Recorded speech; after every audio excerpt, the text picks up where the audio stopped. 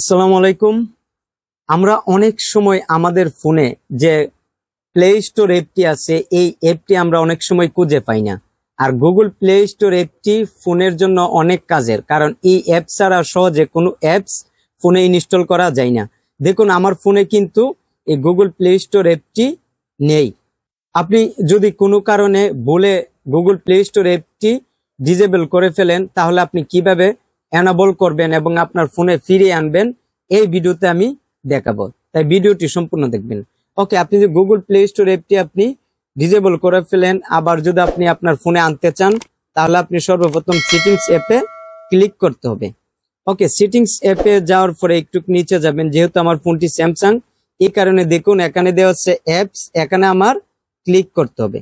ওকে, আপনার ফোনটি যদি অন্য কোনো ফোন হয় তাহলে এখানে অ্যাপ্লিকেশনে দেখাতে পারে, অন্য কিছু দেখাতে পারে, নিয়ম একই। দেখুন এখানে আপনি অ্যাপস এর উপর ক্লিক করবেন।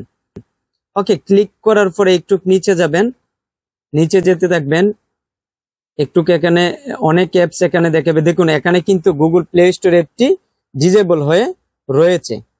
দেখুন এখানে কিন্তু ডিসেবল হয়ে রয়েছে। ওকে, এখন আপনার কি করতে হবে, এখন এই গুগল প্লে স্টোর অ্যাপের উপর ক্লিক করতে হবে।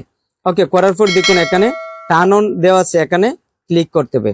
অনেক ফোনে এখানে ডিসেবল দেখাতে পারে, আবার টার্ন অন এরকম দেখাতে পারে। তখন আপনি কি করবেন, টার্ন অন এখানে ক্লিক করবেন।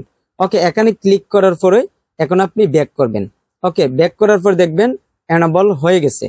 এখন আপনি ব্যাক করবেন, ব্যাক করার পর আপনার হোম স্ক্রিনে আসবেন। আসার পরে দেখবেন এখানে গুগল প্লে স্টোর অ্যাপটি এসে পড়েছে।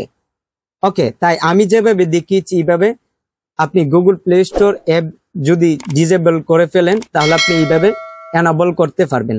তাই ভিডিওটি ভালো লাগলে চ্যানেলটি সাবস্ক্রাইব করবেন এবং ভিডিওতে একটি লাইক দিবেন। তাই সবাই ভালো থাকবেন। খুদা হাফেজ।